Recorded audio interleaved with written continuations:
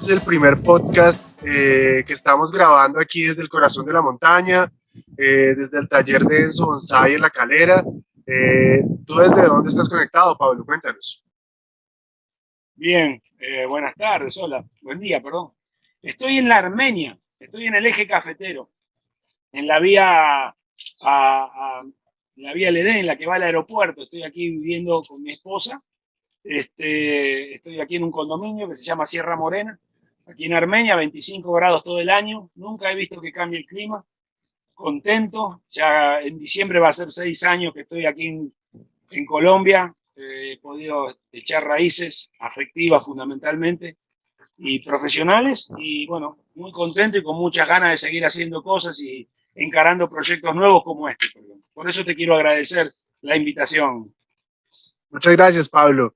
Y realmente yo creo que para el bonsai colombiano, pues es un lujo tener bonsaístas como tú, profesionales como tú, digamos, tan abiertos. Yo me tomé el atrevimiento de invitarte, pues, en esta primera emisión de este podcast, porque del poco tiempo que llevamos conociéndonos y dialogando, pues efectivamente tu apertura, tu afabilidad, la solidaridad, digamos, y toda la colaboración que nos has prestado pues ha sido enorme y sin duda tu experiencia y tu conocimiento pues son fundamentales para construir un proyecto como el de la Asociación de Bonsai en Colombia en el que estamos caminando, ¿no? Me gustaría que nos contaras un poco más sobre tu experiencia, Pablo, y tu trayectoria en el bonsai. Bueno, como les decía, yo soy argentino, nací en Buenos Aires. Mi profesión, yo soy profesional paisajista, tengo un estudio paisajista, me dedico al proyecto y construcción de áreas verdes. Y en Argentina también tenía un estudio paisajista del cual viví, o sea, todo lo que gané con el paisajismo me lo gasté con el bonsai, ¿no? Vine aquí y me ocupo también del mantenimiento de áreas verdes en centros comerciales, jardines verticales, muros verdes, toda la parte de automatización del sistema de riego, el manejo técnico de green de golf, sistemas de riego en canchas de deportiva, bueno, paisajismo, ¿no? Esto que ves acá atrás haciendo ruido es un sucubai que hice yo para esta casa, y a esto me dedico. El bonsai llega a mi vida allá por lo menos 23, 24 años, cuando recién empezaba mi estudio paisajista. Yo creía que tenía alguna pretensión artística y tenía cosas para decir. Cuando yo era muy jovencito, 17, 18 años, pelo por acá, tenía una banda de rock y quería expresarme a través de la música, y era un guitarrista y que cantaba y escribía canciones. ¿Cómo se Bueno, llamaba por la supuesto banda? que ¿Grabaron algo? eh, Eh, sí, grabamos, pero en cassette de amigos. Por ahí andan dando vuelta cosas, ¿no? Éramos Dale, bastante irreverentes, bastante incorrectos y bastante amigos de los excesos, como debe ser a ser. ¿cómo Con el debe ser el tiempo, bueno, rock también? exacto, uno viene del rock and roll. Con el tiempo, bueno, me caso, tengo a mis hijos, me fui de luna de miel una semana a Bariloche y me quedé 2 años. Y se me explotó la cabeza como cuando escuché la primera vez a los Rolling Stones. Ese paisaje me explotó el cerebro. Yo volví sabiendo que quería ser diseñador de áreas verdes, me quería expresar artísticamente a través del paisajismo, y comienzo mi carrera como diseñador de jardines. Estudié paisajismo en el Instituto Argentino de Paisajismo en Argentina, con la suerte de tener de maestro a don Luis Yamada, un japonés que fue el que hizo el jardín japonés en Buenos Aires.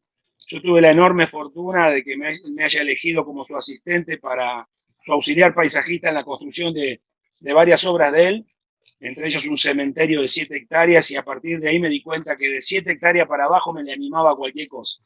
Después de haberme aguantado al japonés y haber hecho esa obra, bueno, estaba con todas las ganas. Imagínate, 25 años, recién recibido, y padre de un chico de 1 año, 2 años, estaba yo con todas las pilas.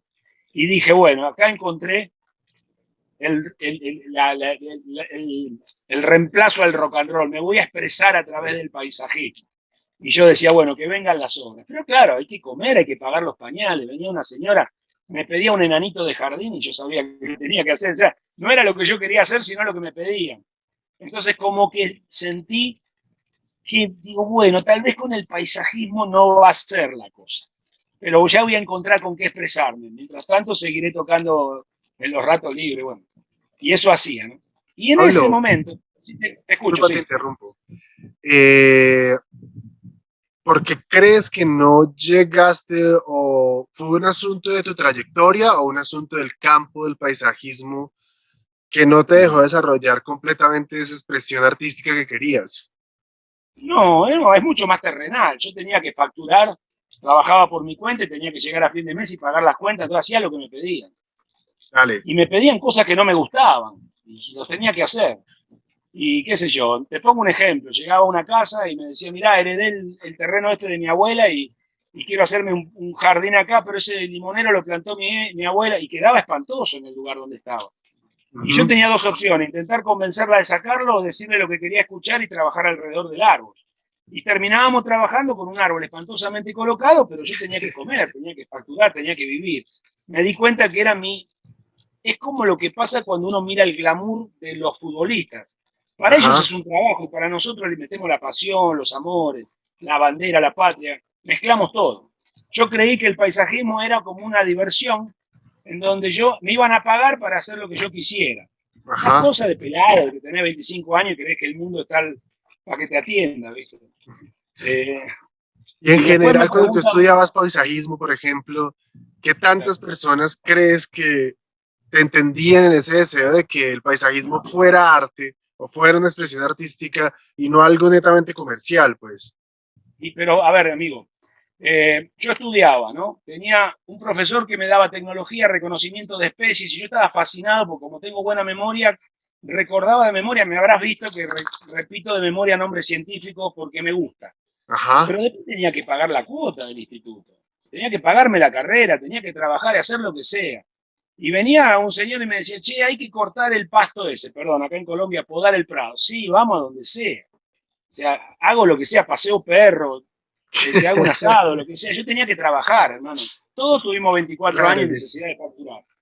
Entonces el paisajismo, una parte mía, lo veía como un aspecto del diseño, de hecho lo veo, de hecho yo tengo un estudio paisajista y diseño, pero una parte, la otra parte mía tenía que tratar de articular con el negocio, con la parte comercial y hacerlo rentable positivamente, que los números fueran azules, no rojos. Y ahí descubro el bonsai. Me acuerdo que fui a comprar un disco. Yo soy de la época de los discos, muchachos, no se me rían, ¿no? De los discos de de los vinilo, LPs. de los LP, sí señor. Y ahorraba para comprarme un disco, creo que era el disco blanco de los Beatles, quería el doble, ¿no? Y me meto en una galería a comprar donde sabía que vendían discos importados y veo un bonsai. Y otra vez, como cuando Bariloche o cuando los Rolling Stones, me explotó la cabeza. Cuando vi eso dije, wow, esto no tiene nada que ver con lo que yo... Y ahí quise empezar a saber qué era el bonsai. Obviamente, en esa época no había nada, ¿no? Fíjense que nosotros hacíamos cola en un teléfono público para hablar. O sea, yo no puedo creer cómo fue que nos juntábamos con los amigos y nos citábamos en la puerta de la cancha de River a ver un recital de Paul McCartney y nos encontrábamos. No sé cómo, porque no teníamos celulares, no teníamos mensajes, no teníamos nada así con la manito. Y en esa época, claro, el bonsai era lo mismo. Y apareció una revistita por ahí que uno leía con avidez y aparece John Naka, John Yoshio Naka, un libro del año 75. Te digo esto porque vamos a volver después, seguramente en la charla, y uno dice, seguimos refiriéndonos a un libro del año 75, más de 50 años han pasado. Mi gatica Y Ela. entonces, hola amigo, amigo Hola, gato, Ela. bien. Vete. Después me preguntan por qué amo Colombia. ¿Saben que tengo acá? El mejor café del mundo que me lo dio mi señora. Qué delicia. Acá, Muchas mira conmigo. gracias. Entonces, ahí encuentro el bonsai. Entonces, ¿yo qué hacía? Por ejemplo, me salía un jardín, un parque, ¿no? Uy, mira, me salió una obra, qué lindo que suena. Yo iba con el anticipo a comprar plantas, me iba lejos, porque todo quedaba lejos. En Argentina, los viveros productores mayoristas no quedan en las ciudades, por sentido común, siempre están a 60, 100 kilómetros. Y me iba, ¿no? Escuchando música. Y cuando iba a comprar, en vez de comprarme 3 arces, me compraba 5. Gastaba una parte de mi ganancia y me quedaba con 1 o con 2. Y de a poquito iba metiendo, que un liquidámbar, que un roble, que un arce, que un junípero, otro pinito, y ahí iba juntando, sin saber qué hacer, pero los iba juntando en mi casa. Hacía el jardín, todos felices, trataba después de seguir manteniéndolo para ir armando una estructura de mantenimiento de jardines, llegué a tener 42 parques en la modalidad de abono mensual, con 2 camionetas, un socio y 7 empleados. Y eso me dio mucho manejo del mundo de las plantas. Yo iba a los viveros. En Argentina, los viveros están muy segmentados. Ajá. Un vivero VAP es vivero de atención al público, y un vivero productor es productor. Tú no podrías ir a un vivero que sea productor, tenés que ir al VAP, porque se cuida mucho la cadena de comercialización y los precios mayoristas son para mayoristas. Aquí todavía no está muy reglado eso, pero allá sí. Entonces, ¿qué pasaba? Yo iba a los viveros mayoristas y les miraba donde producían plantas, cómo la hacían, miraba qué sustrato usaban para el esqueje, le miraba los frascos de insecticidas que tenían nombres muy distintos a los de los viveros del público. Ajá. Ahí me di cuenta que estaba, como se podría decir ahora, la internet profunda y la internet para la gente común. Había una tecnología profunda para los profesionales. Yo quería jugar ahí, quería joder en esa liga. Y preguntaba, molestaba. La gente, bueno, me aceptaba porque preguntaba lo que no preguntaba nadie, ¿viste? Y ahí Vale, aprendí Pablo, de las primeras. ¿tú crees que esa segmentación de la información que también pues está acá presente un poco, que para determinados públicos se presenta determinada información y para otros otra completamente diferente, es un Totalmente. resultado del mercado o es un resultado de la especialización? ¿Es Y te lo da la inevitable o no es inevitable? especialización. Te lo da la especialización. Mira, mi hijo se dedica a la domótica, ¿no? Ajá. Está en el mundo de la electrónica, se dedica a la domótica. Él me explica lo que yo puedo entender. Y pone cara de hijo y yo lo escucho y me explica que hay, Pero yo sé que él sabe muchísimo más. Yo como profesor también me doy cuenta que la gente quiere saber qué hacer con el agüita, con la plantita. En ese momento vos no le podés explicar que hay unas hormonas llamadas auxina que son las que estimulan la preeminencia apical, porque son informaciones que el que la quiera la va a tener, pero no todo el mundo la quiere. Yo me he dado cuenta que hay gente que quiere un bonsái, quiere Ajá. cuidarlo, mirarlo y no le pida mucho más. Yo tengo una camioneta, no tengo ganas de saber qué hay adentro del motor, de verdad no me interesa. Hay gente que sí le interesa ver que la biela, que el aro, el pistón, que el diámetro, a mí no me interesa. Y está muy bien que al que le interese, le interese. Yo quiero hacer bonsái y recorrí el camino de especializarme porque me gustaba mucho. Pero tengo que entender que no todo el mundo tiene que hablar mi lenguaje. En tu experiencia, digamos, ese público que llega a comprar un árbol porque es bonito, que lo concibe como un objeto decorativo, como un objeto de arte, ¿cuál es la tasa de éxito de sobrevivencia de ese árbol a largo plazo, de esas plantas, pues? Y es baja. Es baja, es baja, es baja. Y la tasa de mortalidad suele ser alta. Aquí con mi esposa nos lamentamos porque entregamos un árbol, nos dan 300.000 pesos, nos sonreímos, nos hacemos un cafecito y a los 8 días está el árbol acá.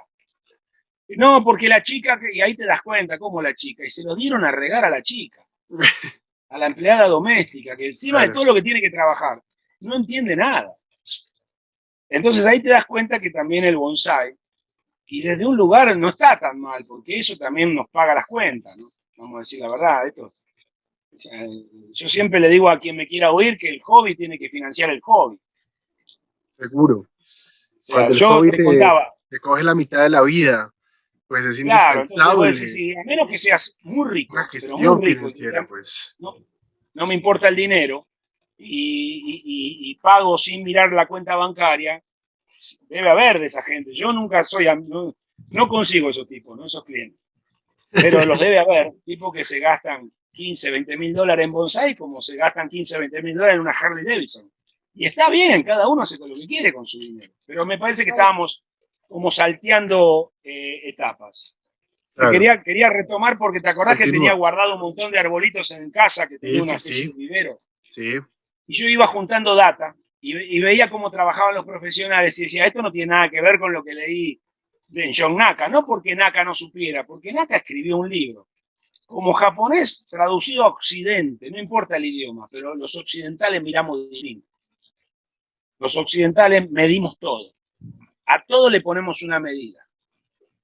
Fíjate que los occidentales ponemos pino negro, 69 centímetros, maceta tokoname, 54 por 23, patita de 12. Y después cuando hablamos, ¿qué hacemos? Hola amigo, ¿cómo te va? Bien. Che, estoy saliendo con una señora. ¿Y qué está? 1,80 m, 90, 60, 90, con un carro modelo tal. A todo le metemos un número. A todo le metemos un número. Los japoneses no te cuentan los años de los árboles.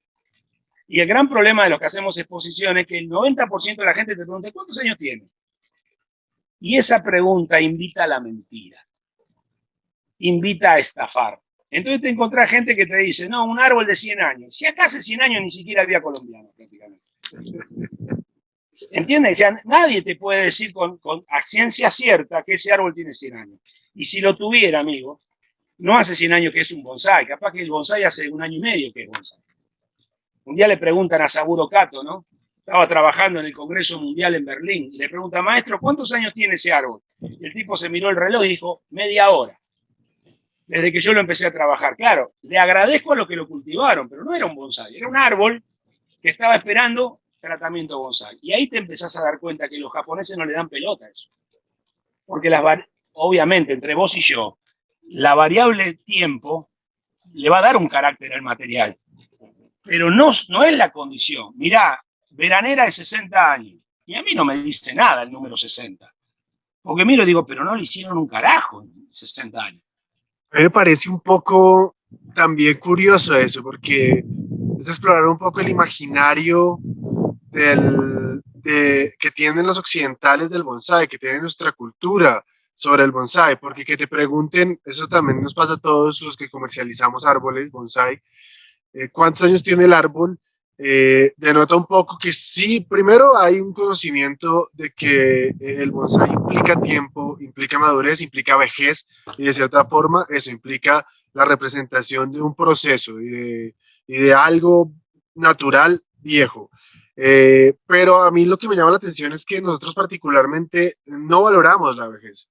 De hecho, eh, la despreciamos, la hacemos a un lado rápidamente. No es una ventaja, sino una desventaja, pero en el bonsái sí eso está muy por dentro. Yo entiendo lo que dices, de que llama un poco Claro. a no valorar lo que nosotros como ensayistas nos gustaría que se valorara, que es un poco la Javier, silueta es una final, mirada. las características artísticas, pero también Claro. a mí me parece muy chévere intentar comprender y dialogar qué es lo que el público ve en el bonsái, por qué le atrae, ¿sí? ¿Qué es lo que Bueno, nos hace clic un poco a nosotros yo, cuando lo, yo, vimos lo, en un centro comercial el primer árbol? yo te escucho tu reflexión y la extrapolo a una pregunta. Y digo, ojalá que esa pregunta me la haya hecho a mí. ¿Y por qué quiero que me hagas esa pregunta? Porque esa pregunta la he contestado 100 veces y lo hemos conversado en mesas de café entre amigos, colegas, no paisajistas, no bonsaístas, gente de a pie. En realidad yo lo que creo es que una parte de nosotros admira la belleza del bonsái, pero una gran parte de nosotros, como estructura occidental, acordate Occidente, autocracia, democracia, Grecia, pienso luego existo, ver para creer, con toda esa mirada de Sócrates, hemos hecho nuestra civilización. Pero cuando yo te digo ver para creer, ¿en dónde metemos lo que nosotros hacemos visible cuando es invisible en el árbol? Yo tengo conversaciones con mi esposa que empezó siendo mi alumna, eso también lo tengo que aclarar, es una denuncia pública. Yo vine aquí en modo profesor y cometí el peor de los pecados. Me Le vamos a enamoré de quitar una la alumna. licencia de instructor Claro, al entonces, ¿sabés qué comité me de pasó? ética. Me pasaron dos cosas muy, muy jodidas. Una que me enamoré de la alumna y otra que nunca más me pagó. Lo tengo que decir porque esto tiene que saberse. Acá no, más allá de la broma. Con ella hablamos y decimos, lo que nos gusta del bonsái, lo que en esta etapa de nuestra vida más nos gusta es hacer visible el árbol que está invisible. Pero no son valoraciones occidentales. ¿Qué hacemos con ver para creer? Con pienso luego existo. Y con toda esa mirada que tuvieron los griegos que hicieron que nosotros hoy viviéramos como vivimos. Los orientales razonan de otra forma, les vibra una cuerda interior distinta. Parten de otra mirada, amigo. Tienen una connotación simbólica a partir de esa religión o ese sistema de creencias que los rige. El hinduismo vino de la India, pasó a China, los chinos lo trajeron de la India. Ellos lo convierten en Shinto. Los japoneses pasan a China y se llevan el Shinto y lo llevan a Zen. esa mirada de donde que vos vas a reencarnar en algo superior si has llevado una vida virtuosa, o por el contrario, si has llevado una vida PPP, licencia, serás una cosa inferior, por eso no te matan una cucaracha, alguno de estos tipos, es completamente distinta la regla de juego.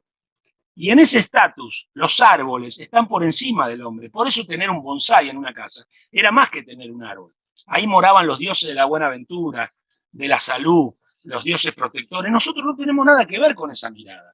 Si somos cristianos o estamos más o menos cerca de los occidentales y cristianos, creeremos en la vida eterna y estaremos sentados a la diestra de Dios Padre, bla, bla, bla, bla. Cada uno creerá lo que quiera. Somos diferentes. Entonces, la belleza no tiene por qué estar en la edad. Obviamente hay árboles de cientos de miles de dólares, no son bobos los orientales. Lo cobran, lo cotizan, lo facturan, no te van a tirar una moneda al piso, pero no lo miran como nosotros. Pablo, bueno, yo tendría dos cosas para decir. Yo creo que en buena medida la explosión un poco de escuelas occidentales, particularmente europeas, anglosajonas, estadounidenses, el éxito radica en que efectivamente han sabido desarrollar un sistema más racional, más aprensible, que podamos aprender más fácilmente los occidentales, un poco con pasos, recetas, y a pesar de que es un límite, también es una ventaja. Por ejemplo, es todos estos sistemas de análisis compositivo que tienen las escuelas italianas o españolas o las propias escuelas estadounidenses, en donde tú paso a paso descifras el árbol, lo que tú dices, es el lenguaje especializado que tiene la armonía de las ramas, que tiene el volumen, la línea, toda la selección, digamos, del maridaje al momento de hacer el casari, la exposición. Y yo creo que ahí radica, digamos, parte de una traducción exitosa que hace que el bonsai se esté ampliando. Pero yo también entiendo lo que tú dices sobre, digamos, esa ruptura y esa diferenciación enorme entre lo que yo diría pensamiento oriental y occidental, aunque pues oriental es todo lo que esté más hacia el oriente nuestro, es un asunto referencial un poco, y dentro de Oriente hay una heterogeneidad gigantesca, y el llamado Total. que hacen los maestros hoy en día a reconocer las escuelas en Singapur, en Vietnam, bueno, en Indonesia, China, Japón, es importante. Yo creo que en algunos momentos podemos estar idealizando elementos culturales distantes, ¿sí? Que un poco nos ayudan a construir un discurso de que lo que hacemos es más valioso, es más exótico. Y si tú me preguntas a mí, yo lo creo. Yo soy budista, ¿sí? Y me acerqué al budismo mucho Claro, a través de los árboles. Pero claro. sí creo que también muchas veces lo idealizamos y son cosas que no terminamos de comprender porque la traducción, ¿sí? No está completa. Porque son cosas Claro, que tú tendrías que haber crecido en ese contexto para poder tener esa mirada completa. Se claro, puede llegar a comprender, pero es lo que se denomina como inconmensurabilidad, ¿no? No tenemos claro, pero una medida similar para aproximarnos a entenderlo. no, no, no. Pero sabes que hay dos, acá hay dos vías. Una es el hecho de que vos sos docente y tenés formación pedagógica. Entonces tenés una mirada más existencialista desde el punto de vista de la capacidad de análisis. Los que no somos docentes, los que no tenemos una los que no tenemos una formación con materias pedagógicas, carecemos de ese manejo que te permite a vos lanzar esa mirada. Más allá de tu sistema de creencias y de tus preferencias religiosas. Para no meternos en un berenjenal que puede entrar a Por ser, favor. digamos, un montón de valoraciones que son subjetivas. Aunque a mí me gustan las discusiones y parte del podcast es, y quiero explorar eso contigo, lo que tú llamas patear la mesa un poco, generar preguntas, Totalmente. incomodidades. Si no nos Sí, incomodamos, no estamos sí, reflexionando. no, y además ser políticamente incorrecto a mí me trajo más problemas que ventajas, pero en las ventajas he ganado gente que hablaba con mi idioma. Si no, John Lennon no hubiera podido hacer lo que hizo si hubiera sido tan correcto y hubiera sido de saco y corbata y de oficina a las 9. Han sido grandes pateadores de tablero, ¿no? Nosotros en Argentina están jugando a las damas o al ajedrez y resulta que el tipo va perdiendo y no se aguanta a perder y patea el tablero. A ese perfecto hijo de puta, mal perdedor, le decimos pateador de tablero. Por eso decimos, no, estos vinieron a patear el tablero del bonsai. Saburo Kato, un hombre formado en la más rancia y rígida escuela tradicional japonesa y empezó a hacer lo que hizo. Y a meter piedrita y musguito, y eso era impensable. Y ahí lo tuviste. Me imagino que lo habrán querido matar, como lo habrán querido matar en su momento a Piazzolla cuando hacía eso y decían los señores de saco y corbata decían que eso no era tango. Anda a preguntarle al mundo si no era tango. Y así pasó con tantas cosas. Entonces yo creo que el bonsai, como actitud frente a la vida, por eso yo siempre jodo con que se hace bonsai como se vive, eso lo decimos mucho. Es que los argentinos también jugamos al fútbol como vivimos, nos apasionamos como amigos, le metemos una energía que no se ve en otros lados, pero acá hay un montón de cosas que no tenemos nosotros. Que es lo que hace que uno se enamore de los lugares, porque esto no tiene que ver con una cuestión territorial, de división política, tiene que ver con una cuestión de idiosincrasia, una idiosincrasia histórica, una mirada frente a la vida. Vos estás hablando con una persona que se llama Filgueira, orgulloso de mis raíces gallegas.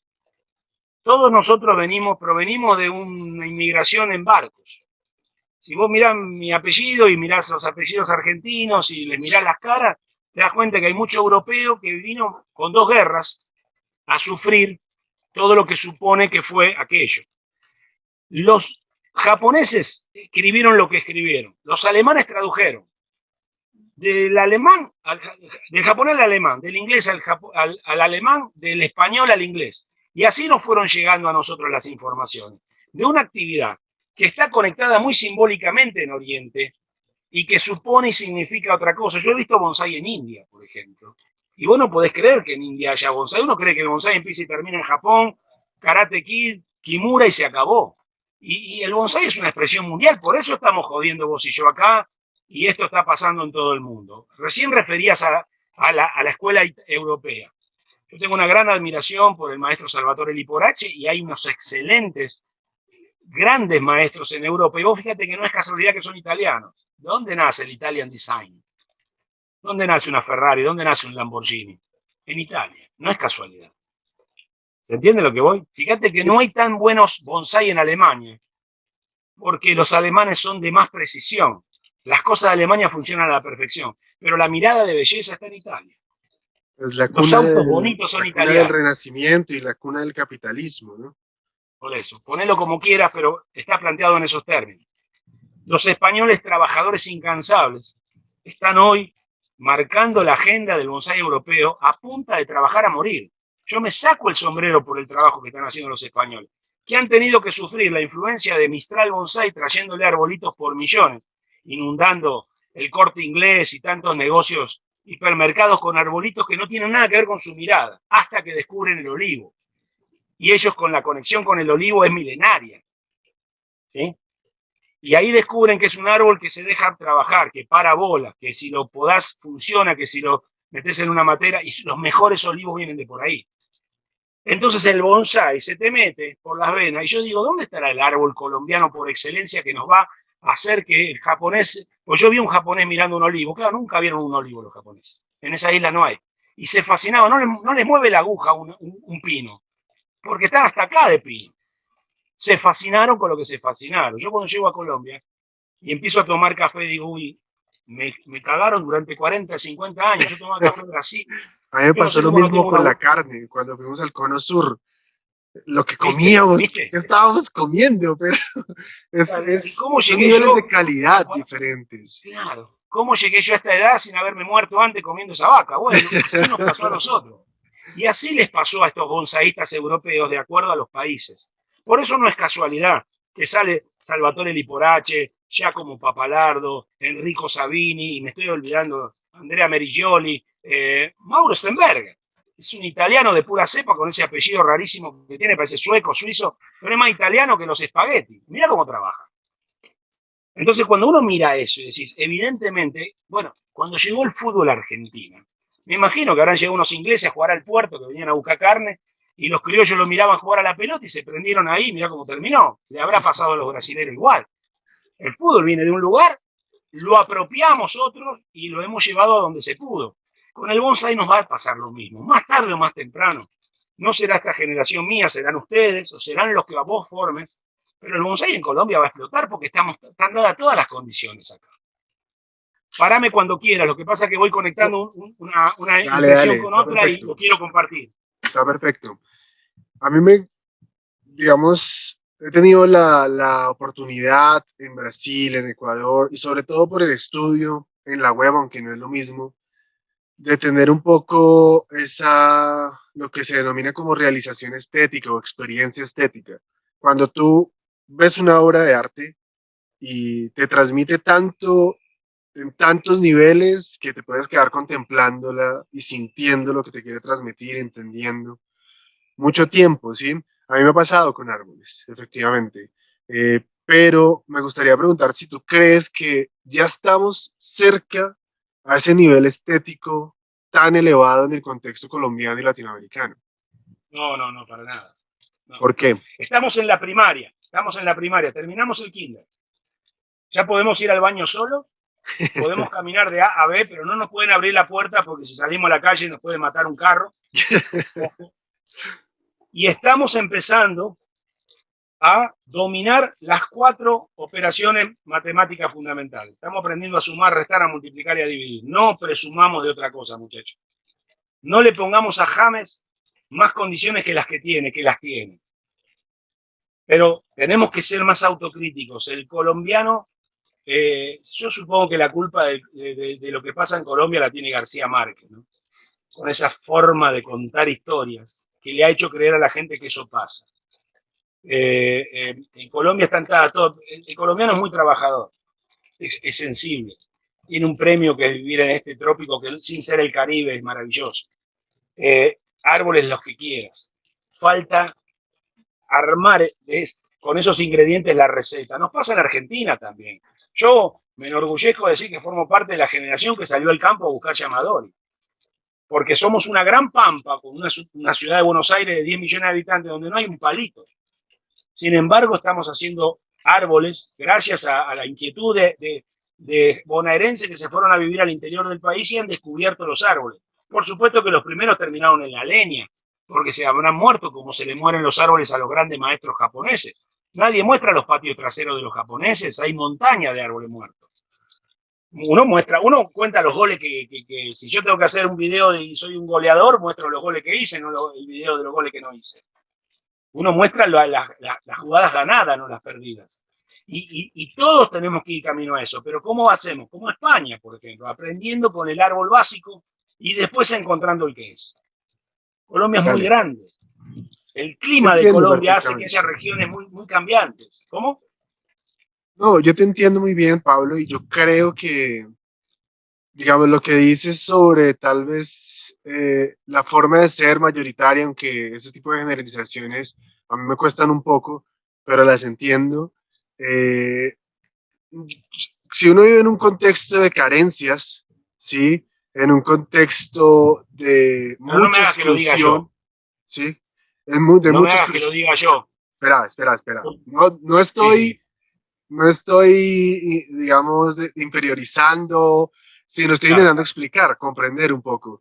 Tú te pegas de cualquier cosa que te permita defender tu valor o sobrevivir y lo explotas al máximo. Sí, es un mecanismo de defensa, yo creo.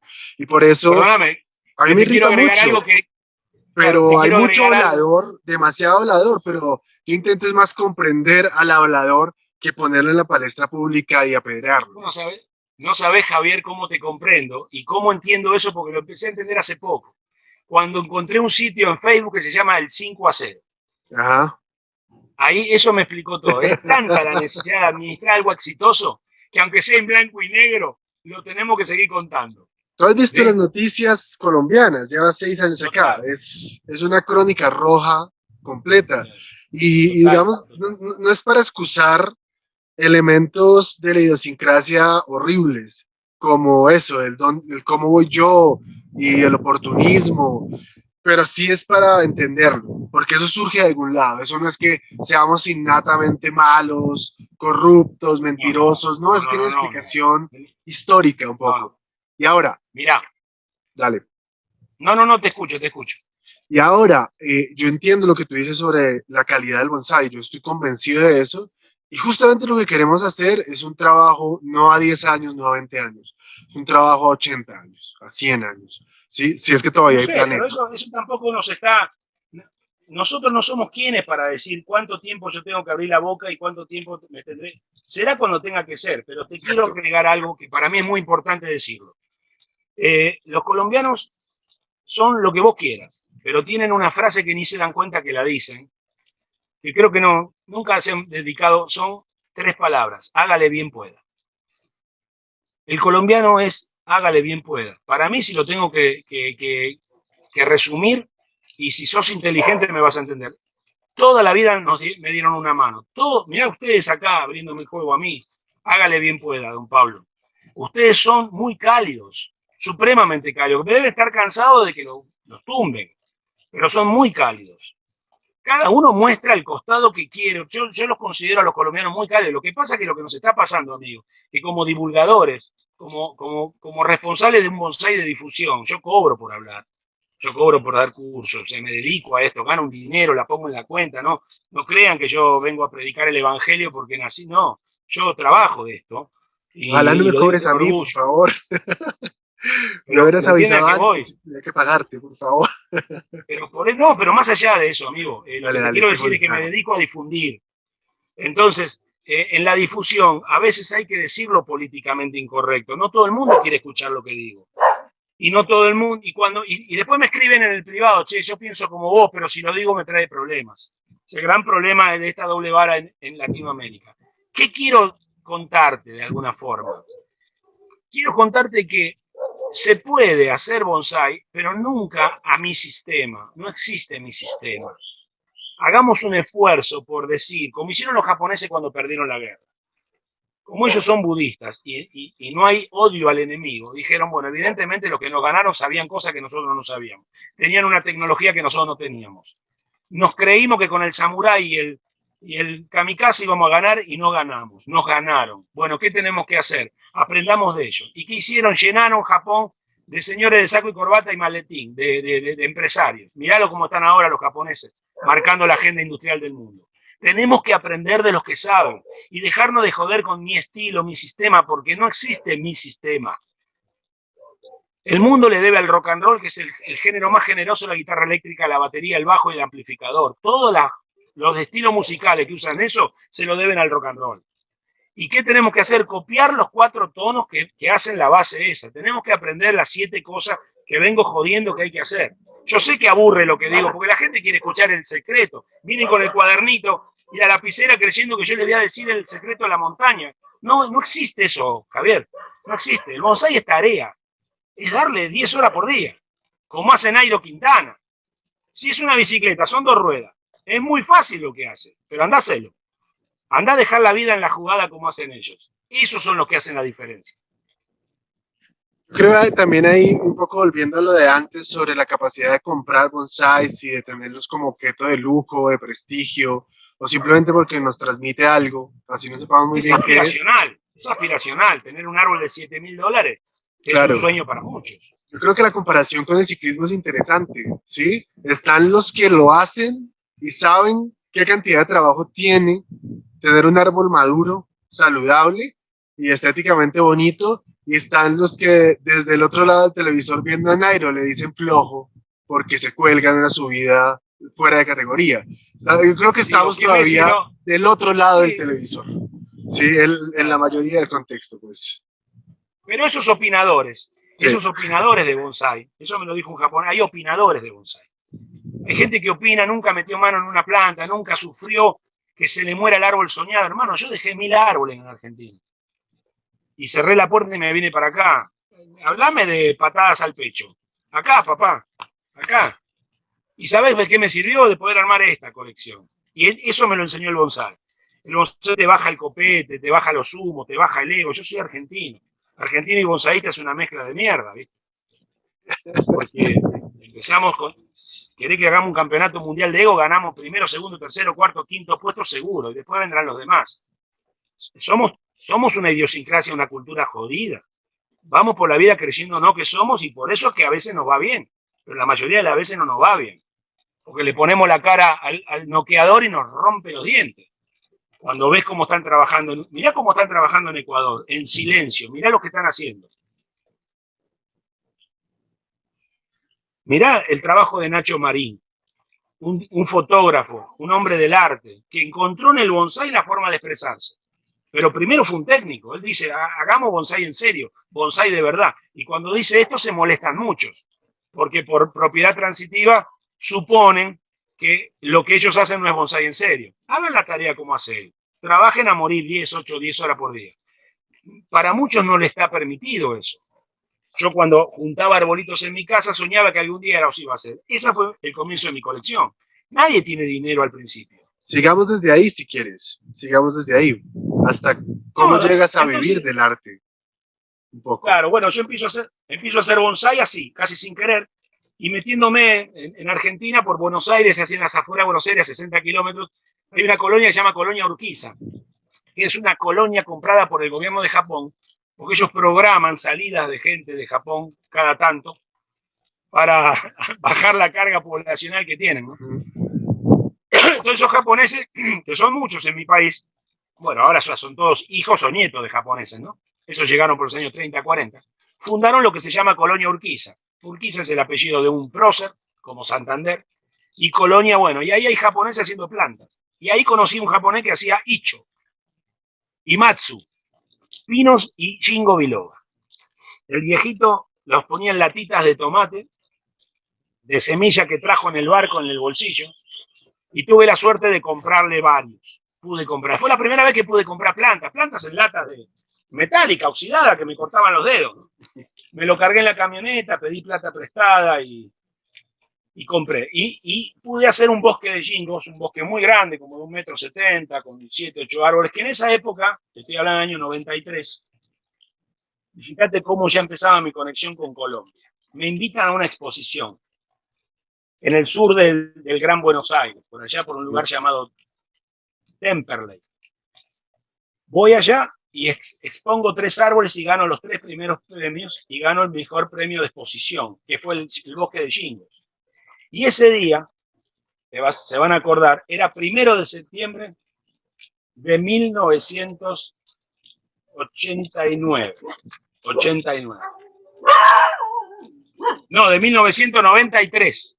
Ese día Argentina perdía 5-0 con Colombia. Y yo estaba en un McDonald's viendo el partido y me estaban buscando para darme los premios y yo lo único que quería era hablar.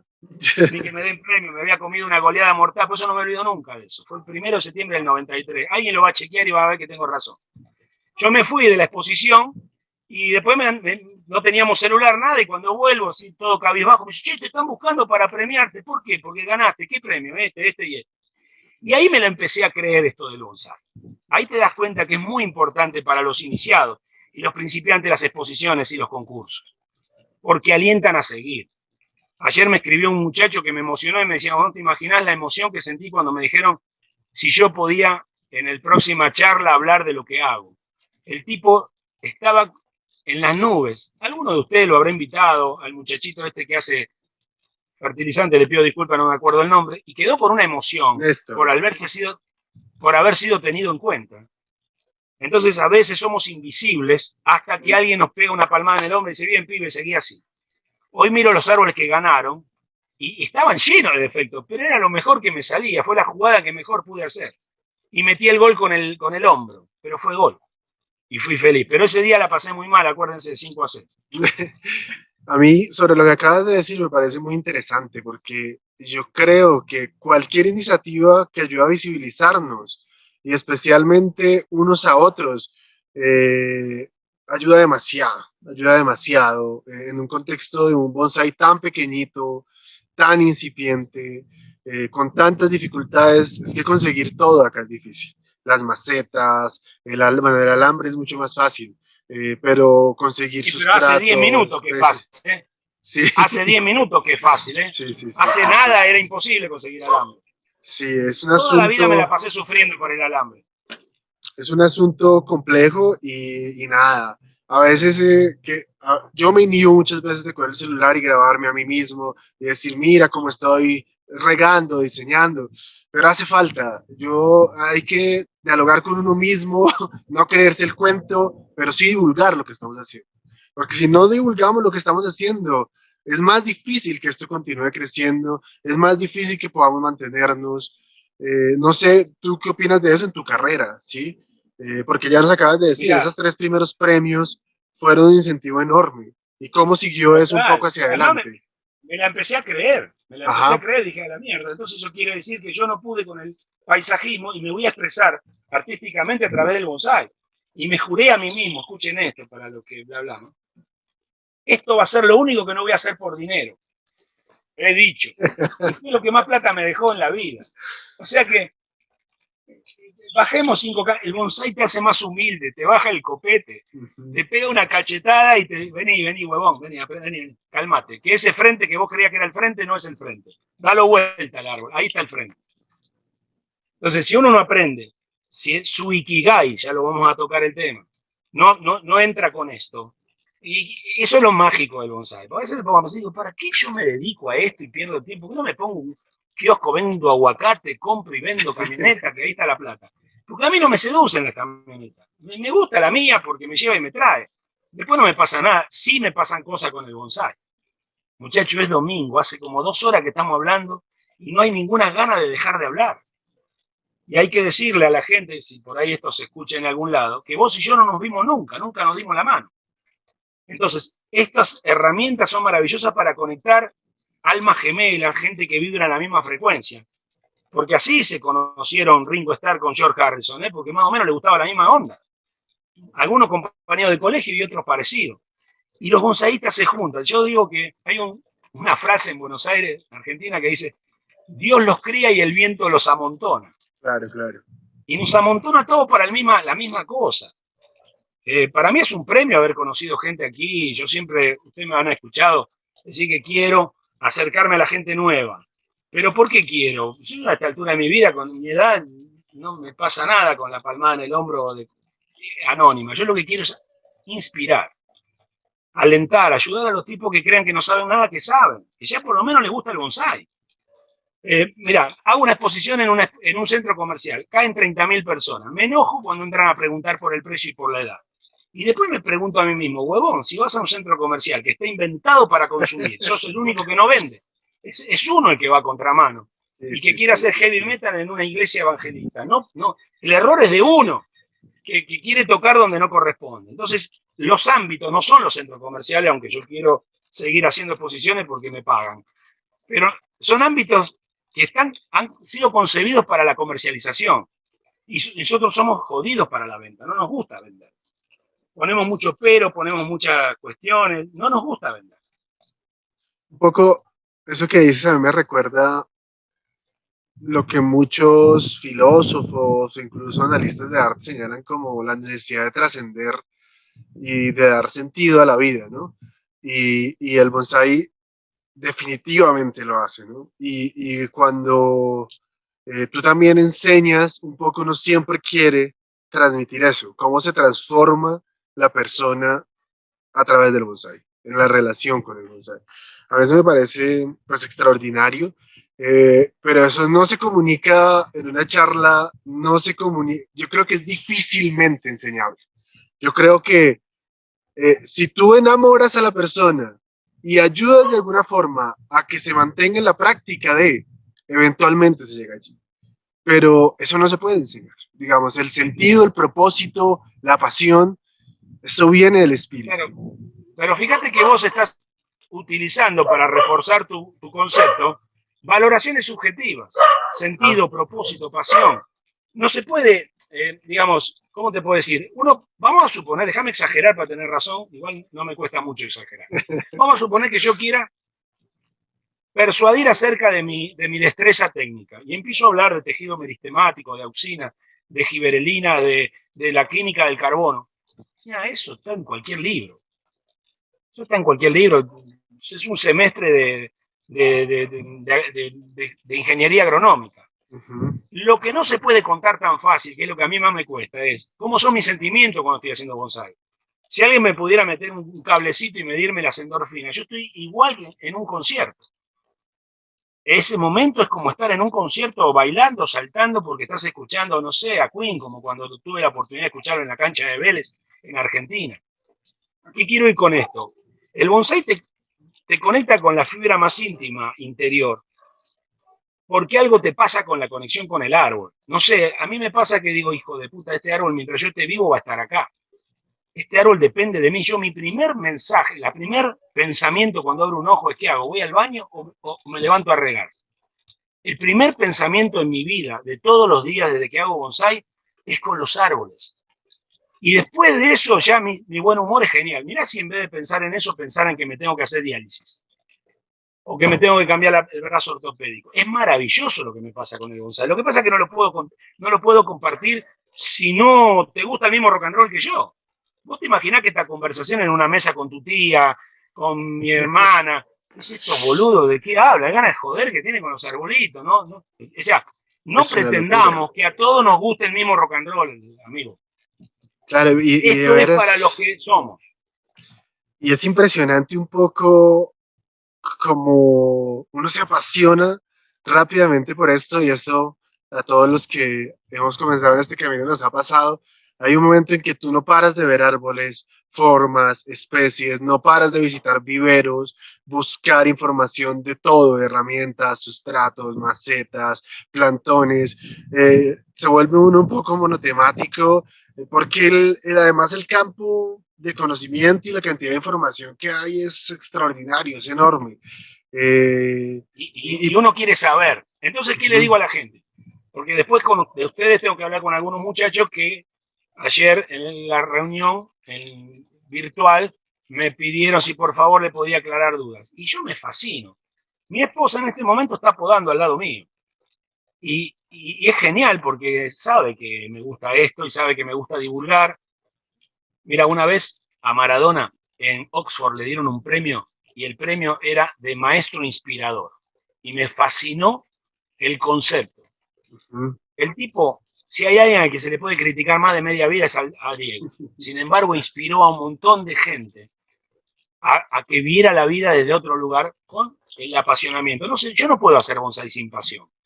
De pronto la mitad mía, como les decía yo ayer, es un técnico. Obviamente, yo me la paso manejando electroconductividad, manejo muros verdes de centros comerciales, o sea, no puedo yo desprenderme de lo que es un sistema de riego, una fertilización. Pero lo que a mí me provoca endorfina, me levanta pum para arriba y es mi cocaína, es el bonsai. Hacer un jardín es una cosa que ya no tiene tanto glamour en mi vida. Es decir, ya tengo que empezar a coordinar los camiones de tierra, el personal para entrarlo, la colocación de prado, el movimiento del suelo, la compra de planta, y ahí sí aparece un poco el diseñador y en mi cabeza hay cosas, pero generalmente están en un plano. El bonsai no está en un plano. Que levante la mano quien hizo un plano de un árbol. Nadie. Yo Yo, arranco, me pongo. No, no te yo creo, ¿sí? sí, sí, por ejemplo, el método de Michel Andolfo o el método Sí, de Marcial Juste, sí. dibujarlo, hacer análisis compositivo, a mí sí me encanta Bueno, saber, entonces me disculpo. no, no A mí pasa me nada, gusta, no pasa a mí me nada, gusta afinar la guitarra y tocar. y darle. Y tocar. A mí me han pasado cosas, yo tengo árboles que quiero mucho, pero que vienen de otra historia. Tal vez no fueron árboles que sí, hay árboles que he hecho yo desde el vamos, pero también hay un montón de cosas que yo he intervenido. ¿Cuál es el problema que vos seas no sé, vos tenés una empresa y tuneas carros y te cae un carro? ¿Qué importa quién lo hizo? Sos vos el que a partir de ahora lo vas a desmontar todo, lo vas a pintar y lo vas a hacer a tu gusto. Yo siempre digo lo mismo, muchachos. Cuando nos referimos a esto de, che, bueno, yo está bien, muy lindo, lo tuyo está muy bien, tapa 2 cervezas, pero yo quiero hacer bonsai. Y le pregunto, ¿vos qué querés? ¿Juntar planta en macetas? Maceta, materos, ustedes me entienden, ¿no? ¿Planta en macetas? ¿O querés hacer bonsai de calidad? Cuando digo bonsai de calidad, más de uno se para de mano, se enoja, porque parece, ¿qué querés decir con eso? Que lo mío no es de calidad. No, no, yo te pregunto qué querés hacer. Porque si querés juntar 400 plantas en una maceta, ni pagues para eso. Pero si querés hacer bonsai de calidad, tenés que hacer un camino de mierda, que es como los que entrenan. Uno cree que los profesionales son profesionales y ganan lo que ganan porque no hacen nada entre partido y partido. Y se matan. ¿Qué estás dispuesto vos a hacer por el bonsai? Entonces le digo a la gente, o le digo a mis amigos, o le digo a mis colegas, muchachos, si queremos hacer bonsai de calidad, tenemos que partir de material de calidad. No pretendamos que con 35.000 pesos compremos un junípero que va a ser de alta gama. No hay en uno la destreza suficiente como para hacer magia con un alambre. El árbol que no es, no es. ¿Comprende el concepto? Sí, sí, Vamos sí, a sí, suponer sí. que los dos egresamos de la misma facultad de arquitectura el mismo día con 10 puntos. Nos vemos a los 6 años. ¿Y cómo te fue? Y mira, a mí me tocó la puesta en valor del Palacio de Nariño, un palacio estilo italiano, de primera, que se hizo con dinero. Y a vos, no, yo estoy en unas comunas acá tratando de arreglar. Es muy difícil arreglar una casa de lata. Los dos somos grandes diseñadores, pero partimos de material distinto. Tu saber, tu experticia, te permitió poner en valor todo tu conocimiento en un edificio que ya era lindo. ¿Cómo terminó? Espectacular. Y yo hice el mismo esfuerzo que hiciste vos, pero tenía 4 palos mal colocados. ¿Y qué me quedó? Lo mismo. Entonces te pregunto, si quisieras tunear un carro, ¿qué quisieras? ¿Un Lamborghini o un Renault 4L? Si la pregunta no es retórica, yo te diría que en este momento preferiría un Renault para no estropear el Lamborghini. Bueno, pero porque vos estás hablando de tu nivel. Ajá. Pero Sí, si no, tuviéramos que... claro, sí, ¿Qué quiero exagerando, decir con pues. esto? Muchachos, Así pudiera ver el Lamborghini por dentro, ya eso me ayudaría mucho, porque algo que decía Juan Andrade, ver el árbol no es ver una foto del árbol, ver el árbol es verlo por debajo, es sentirlo, es observar de cerca la ramificación, la textura de la corteza, la compacidad. Hay espacios vacíos que no se ven bien en las fotos, incluso las de los profesionales. La profundidad es casi imposible transmitirla del todo. Y a mí me gustaría señalar algo respecto a lo que tú dices del material. Bueno, yo llevo en esto, digamos, ya con una formación de calidad muy poco tiempo, unos 3 años. Llevo 15 años dando palos de ciego, ¿sí? Por 12 bueno, ahí va. años Pero tenía detenete 4 ahí. árboles y Ahí los va. iba maltratando. Nunca, en 12 Bueno, años, Pablo, nunca los aboné, porque los libros que leía, el capítulo de abono tenía una página. Si tenía una página el capítulo de abono, pues bueno, no me pero a ver, importaba. detengamos, ayúdame a desarrollar el tema. Detengámonos acá. Vamos a suponer que vos no sos bonsaísta y no sos docente. Sos traductor de libros. Cuando te toca el capítulo, estás traduciendo un libro del japonés al alemán. Y cuando te toca el capítulo de abonado, decís, uy, no, si yo escribo tal cual lo que estoy leyendo, la van a cagar, van a quemar todo, lo bajo a la mitad. Después resulta que otro colega tuyo traduce ese libro en alemán al inglés y lo vuelve a bajar a la mitad, la dosis en esa paginita de mierdita que habla de abonado. Y el del inglés al español lo vuelve a bajar a la mitad. Cuando nos llega el libro en español, le estamos metiendo 1 gramo por árbol. ¿Entiendes lo que Sí, quiero sí, sí, decir? sí, Hemos sí, sí, desnaturalizado, porque como nadie sabe nada del tema, porque exacto. no hay experiencia, ¿qué nos dicen, amigo? Debemos podar 1/3 del sistema de raíz. Sí, Sí, un árbol que tiene 20 años de enmacetado, puedes hacer eso. Si vos llegas a agarrar un junípero ahora del vivero, ese que compraste, y le cortás el tercio de raíces, va a la leña. O sea, no, una cosa es que hablemos de bonsai, otra cosa es que hablemos de material con el que nosotros queremos aproximarnos al arte bonsai. claro. Ahora, sobre el material, yo discrepo un poco de lo que tú señalas. Es clarísimo que no tenemos ni la infraestructura ni todavía el conocimiento de la experiencia para hacer Dijiste que era carísimo. el llamador y de calidad. No, no, no, que discrepo. El llamador y de calidad que hay en Asia o en Europa o en Norteamérica. Yo creo que ahí, digamos, puede estar el gran salto de calidad. Y claro, Total. hay cosas también, digamos, del material de vivero o cultivado en piso que no se improvisan. Si solo hace 30 años esto comenzó a crecer acá, pues hace 15 o 20 algún loco le dio por meter algo en el piso con fines comerciales pensando en 5 o 10 años adelante. ¿Y en qué discrepamos? Eso, Porque todo lo que mucho. decís estoy de acuerdo. Pero discrepo en que eh, para la edad de nuestro bonsai sí se puede conseguir algún material dirigido como material específicamente para el arte que da mucho juego, ¿sí? claro, no estamos en Europa. O sea, tenemos un material de 30 años decente, ¿sí? Tenemos material eh, plantado en el piso de 5 años decente. Estoy hablando de algunos ficus, estoy hablando de juníperos. Claro, la cantidad de especies que tenemos todavía o la identificación de las especies más propicias, sí creo que falta mucho. Pero en medio de la Bueno, pero Javier, carencia, también sabe rescatar un poco, creo, lo que sí hay y de lo que tenemos que cogernos como salvavidas un poco para seguir avanzando. yo no discrepo en nada de lo que vos decís porque hablo ese idioma. Yo lo que pasa es que me estoy dirigiendo al que empieza y comienza a cuidar esquejes. Si es, a ver, trata de comprender cuál es la idea. Si es para empezar y practicar, bienvenido el esqueje, el gajito, la plantita, porque ese árbol va a formar parte de mi capacitación, de mi entrenamiento. Y si Dios no lo permita, se muriera o se muriese, bueno, le agradezco a esa plantita porque me permitió entender cuál era el camino incorrecto. Pero yo sé que al cabo de 7 años va a seguir regando un esqueje con más encanto, pero no va a cambiar. Porque partimos de ese Renault 4. Cuando la persona está medianamente formada o técnicamente está en condiciones, lo deseable, en vez de andar comprando 40 cositas por mes, que ahorre, que compre algo de mediana calidad, de una escala del 1 al 10, algo de 5 para arriba, y que empiece a aplicar toda esa pasión y ese exceso de cariño, y seguramente el árbol va a terminar siendo algo mejor que peor. Yo lo que noto que hay mucha energía puesta en hacer una especie de jardinería en macetas. Y permitímelo decir así porque yo necesito que la gente suba la vara. Claro, A mí claro, no me claro, claro. conviene que el bonsai de Colombia quede en moda, bueno, venga, que total con $1000 nos pagan una semana y hablamos y total nadie tiene nada. Me parece que el desafío es lo que está pasando en Brasil, ¿eh? Que va Mauro y se encuentra con 7, 8 juníperos de Correa y Toigawa, unas cosas maravillosas que cada uno es una patada al pecho. Eso es mortal. ¿Sabe a dónde van a ir a parar en 10 años esos árboles? Son espectaculares. A Y Europa se nosotros los no. llevan, no les va a quedar nada. Bueno, pero me entienden, amigo, Te hagamos algo entiendo. así.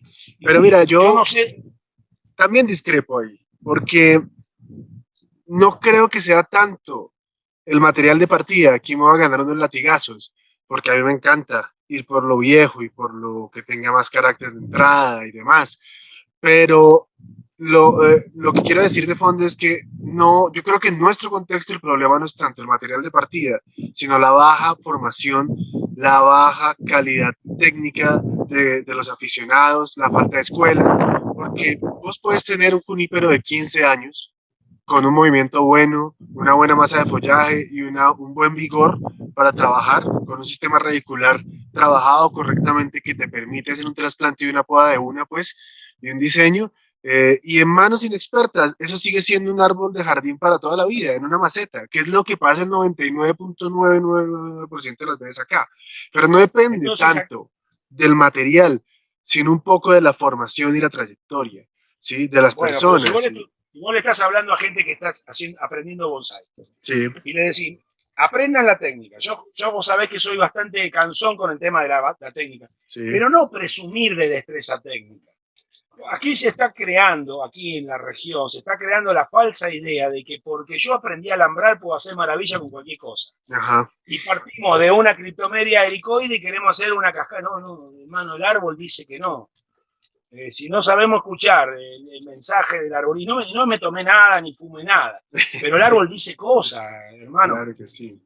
Entonces, la técnica al servicio, si vos tenés una camioneta, no pretendas que sea un 2 puertas, porque no va a ser nunca. Nació camioneta. Entonces, potencia la belleza de un utilitario y deja para cuando te llegue el deportivo, el deseo de tunear un deportivo. El árbol te dice qué hay que hacer.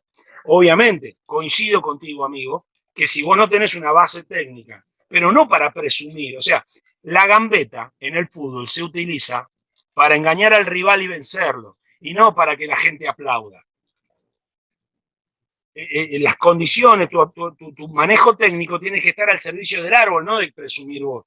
Si vos estás necesitando presumir, pagate un psicólogo porque tenés un problema.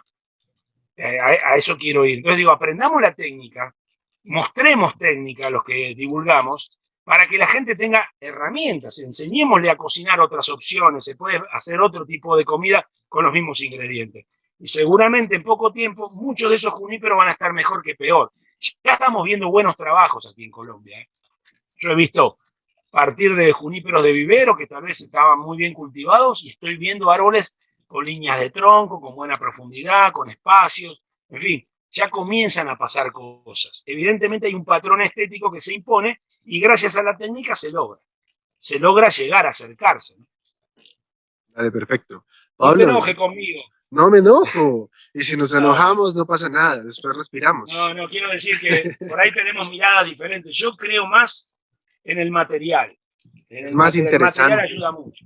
Yo estoy haciendo un poco de abogado del diablo para suscitar la discusión. Si no, sería un poco más plana el debate, pues. Pero nos quedamos por allá, Pablo, en tu historia Ah, en Argentina. No sé si bueno, quieres y continuar. comencé a hacer bonsai. Y comencé a hacer bonsai cada vez más, cada vez más. Entonces yo me empecé a dar cuenta que cada vez que había una exposición de alguna asociación, todas incipientes, Asociación de Bonsai de Buenos Aires, Asociación Amigos del Bonsai Jardín Japonés, entonces, che, Pablo, ¿podés traer árbol? ¿Podés traer árbol? Evidentemente, era inevitable que cuando se hacía el evento, la comparación me daba aliento porque yo veía que tenía cosas mejores y empecé a ver cosas mejores que las que yo llevaba. Eso me estimulaba porque me obligaba a la conducta de trabajar más. Todo ese camino que yo había hecho como profesional del bonsai comprando plantas, me llevó a vincularme con productores. Encontré una vez una gente que tenía unos pinos negros y le iba a pasar el arado porque no los vendía. Y le dije, no, hermano, no, me dice, acá me conviene mucho más plantar Duranta, que las vendo en el año y no tener esta porquería, que la querés vos y nadie más. Y ahí me empecé a dar cuenta que, bueno, y compramos pinos negros, un poco vendemos para poder financiar el resto, y ahí comenzás a meter mano medio, no como pionero, pero mucho antes que muchos, en árboles que muchos después iban a querer tener. Y un día me encontré que se hizo un congreso en Puerto Rico y me voy para allá. Me acuerdo que me habían robado una camioneta y el seguro me la pagó el doble que la que yo había pagado. Y me encontré con plata y tenía que hacer una visa porque tenía que ir a Puerto Rico, ¿no? Visa norteamericana. Y dije, acá hay un mensaje, tengo plata y tengo que hacer una visa. Bueno, me parece que la voy a poner en esto. Me acuerdo que Pedro Morales, que para mí fue el día que yo lo vi trabajar en Argentina, también fue como verlo a Mick Jagger, ¿no? Dije, yo quiero hacer eso. Me pareció un tipo con un carisma, con una empatía. Dije, yo sé que puedo ser un demostrador. Y él me mandó una carta que yo mandé a la Embajada de Estados Unidos. Yo no sé qué habrá escrito el tipo, porque me dieron una visa por 10 años. Mira, este habrá puesto, bueno, si este no viene, nos hace el Congreso Mundial. No sé qué habrá escrito Pedrito, que yo lo quiero mucho. Lo que pasa es que tenemos un problema con Pedro porque él quiere que yo me ponga una camiseta de Boca y yo le digo, mira hermano, yo puedo cambiar de religión, ¿Y puedo Pedro cambiar de de dónde país. salió de Claro, Boca?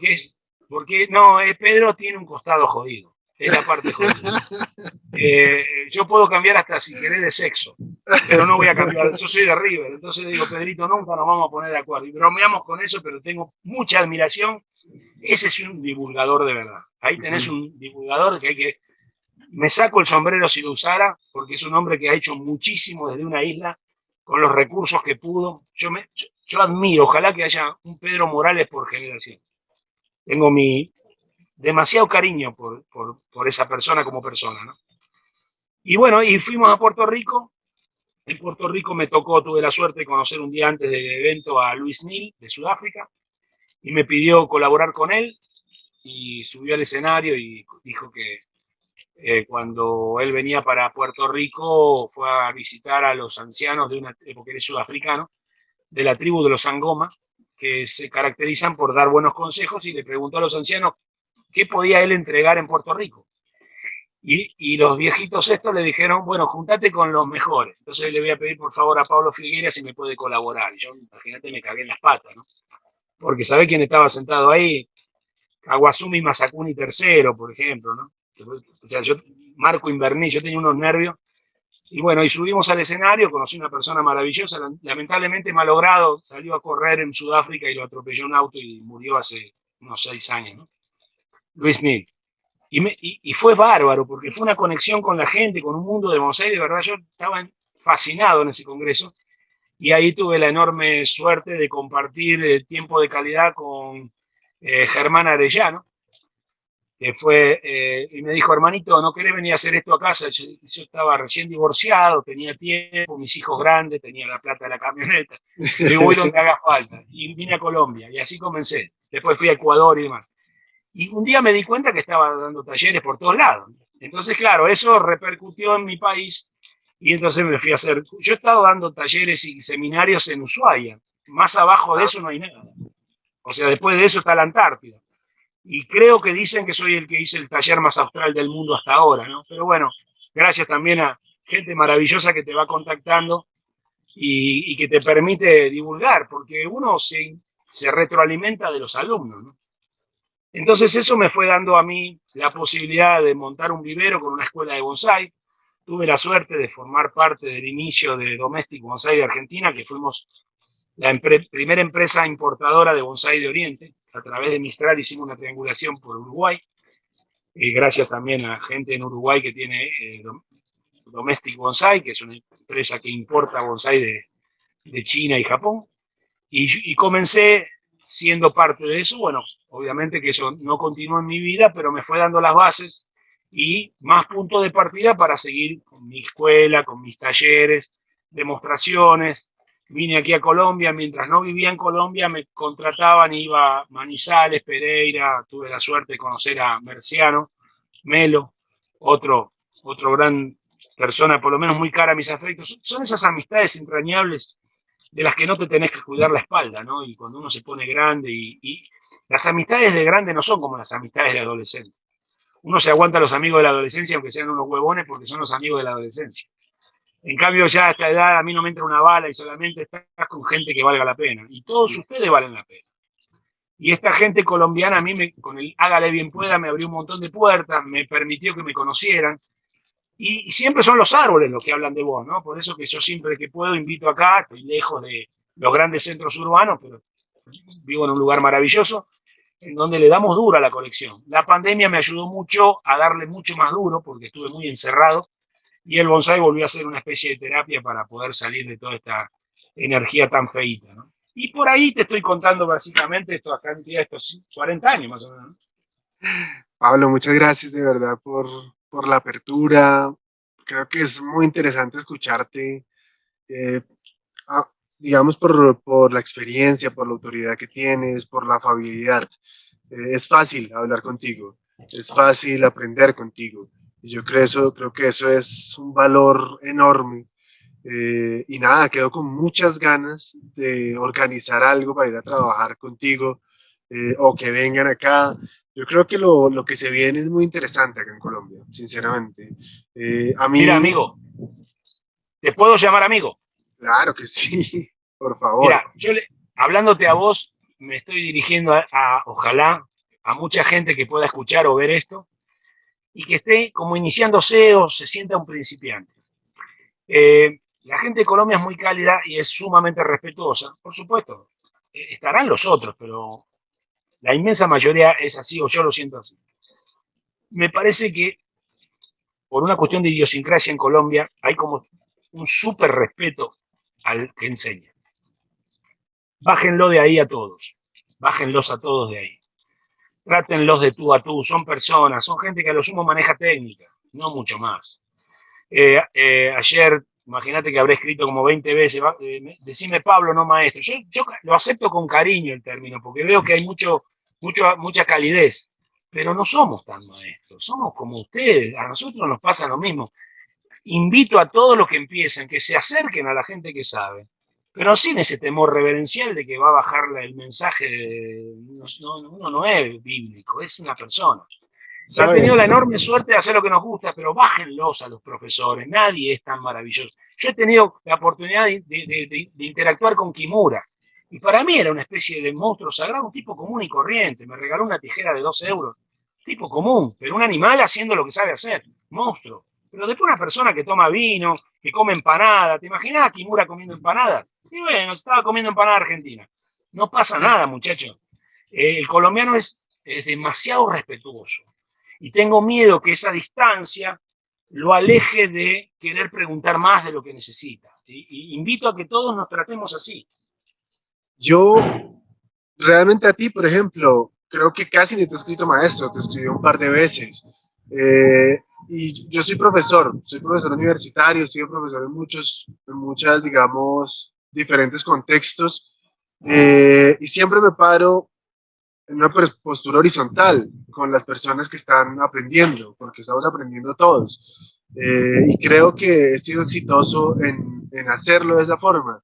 Y si yo te digo maestro en algún momento, no es porque reconozca una enorme capacidad técnica y demás, porque inspiras, ¿sí? Es porque es fácil hablar contigo. Creo que esa sí es la cualidad, creo que esa es la cualidad que a mí me permite reconocer, ¿sí? Y a mí sí me parece importante ese reconocimiento simbólico, el Bueno, saber que hay referentes, ¿sí? Y que esos referentes no están allá en la luna, que lo puedes llamar, que te invita a un asado, que te tomas un café y hablas igual de la cucufu o del perro o del vecino y hablas bien y construyes.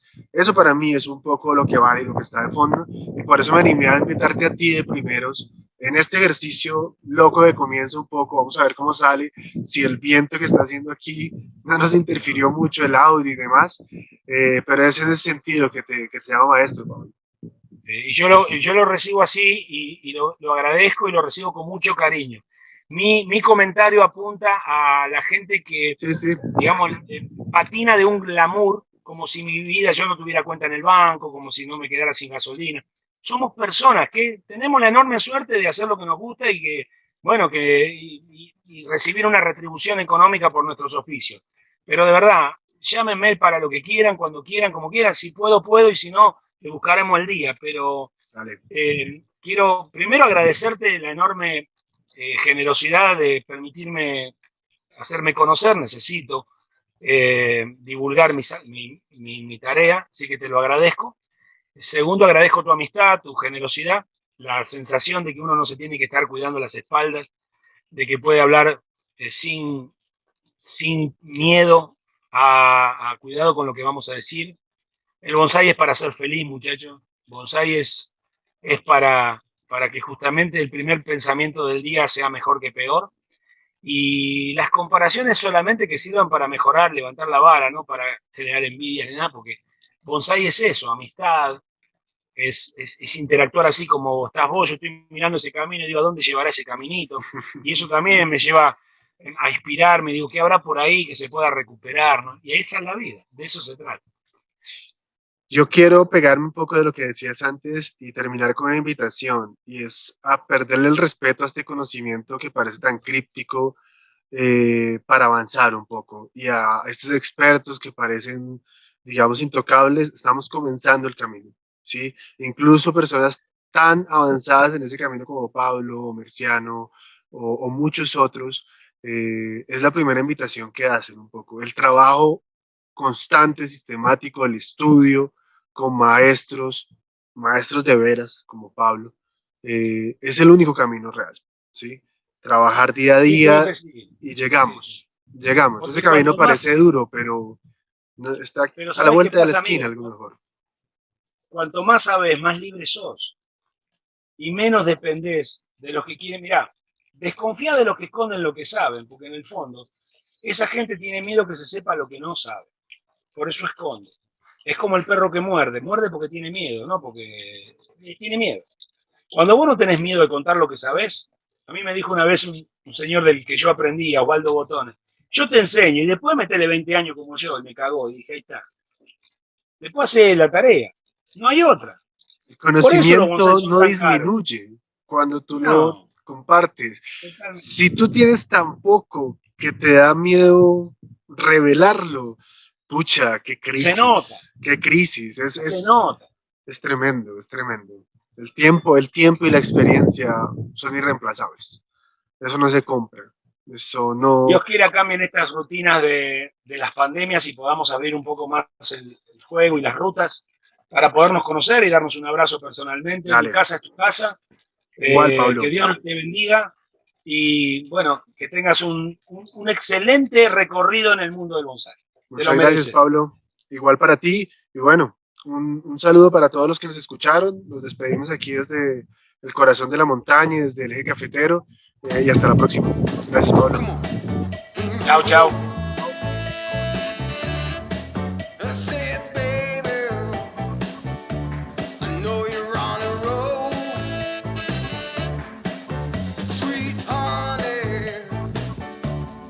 Take it